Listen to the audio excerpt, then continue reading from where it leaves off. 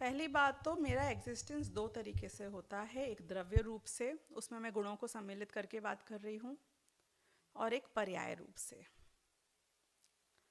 I am made up of both together.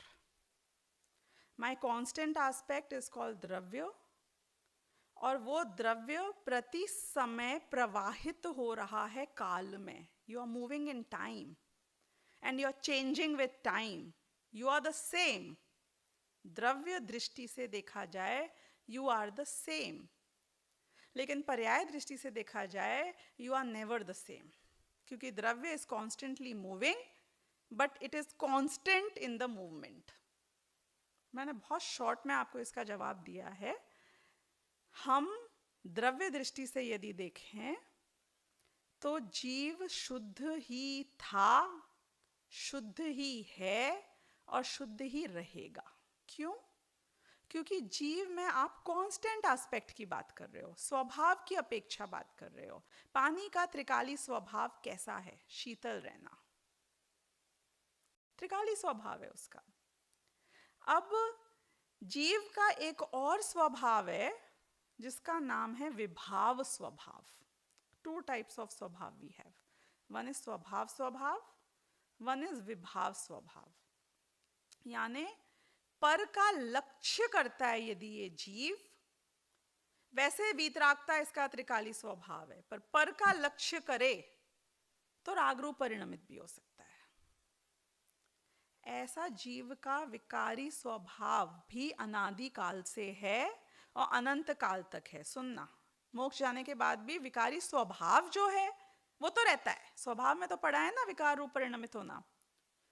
अब प्रति समय पर्याय तो एक ही होती है, या स्वभाव की होगी या विकार की होगी। अनादि काल से जीव की स्वभाव की पर्याय हुई ही नहीं। नो जीव हैज बीन शुद्ध सिंस अनादि काल। हर जीव अशुद्ध पर्याय में ही होता है। जैसे सोना कभी भी शुद्ध सोने की तरह नहीं मिलता है ना जमीन में, इट इज ऑलवेज इम्प्योर। ऐसे जीव हमेशा इम्प्योर स्टेट में ही होता है अनादि काल से।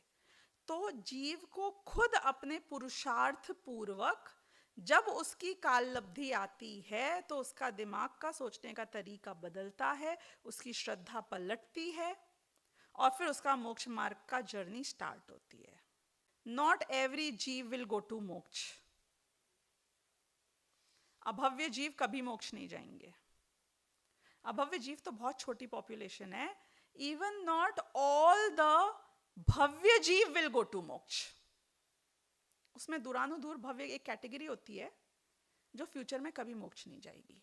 ऐसे जीवों को आप कुछ भी कर लो, कितनी कोशिश कर लो, जैसे कुछ स्त्रियां बांझ होती हैं, ऐसे कुछ जीव अभव्य होते हैं या दूरानुदूर भव्य होते हैं, वो कभी मोक्ष नहीं जाएंगे। वो समव शरण में जाएं या कुछ करें, वो कभी नहीं जाएंगे।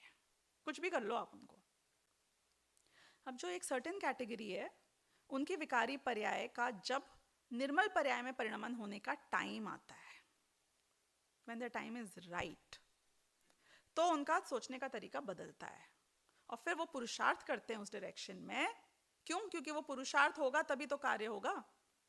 और फिर अपने आप में उनकी पर्याय निर्मल हो जाती है। और जब पर्याय निर्मल होना स्टार्ट हो जाती है, उसके बाद में एक लिमिटेड टाइम तक ही वो संसार में रहेगा, यानी फाइनली वो मुक्त हो जाएगा। और मुक्ति की जो पर्याय है, निर्मल पर्याय, अब वो वापस ऐसी क्या मिली हुई मलिन नहीं होती है, विकार में नहीं होती है। जैसे सोना एक बार आपने शुद्ध कर लिया, जैसे घी बना लिया आपने दूध का एक बार, अब वो घी का वापस दूध बना सकते हो? नहीं बन सकता है। तो जब पूरा शुद्ध हो गया जीव, टोटल शुद्ध, एक भी गड़बड़ रह गई ना, 11वें गुण स्थान तक भी चला गया, थोड़ी भी गड़बड़ रह गई तो वापस अशुद्ध हो जाएगा, टिका नहीं रहेगा। लेकिन एक बार टोटल शुद्ध हो जाए तो अब वो परमानेंटली शुद्ध ही रहेगा। That is how it works.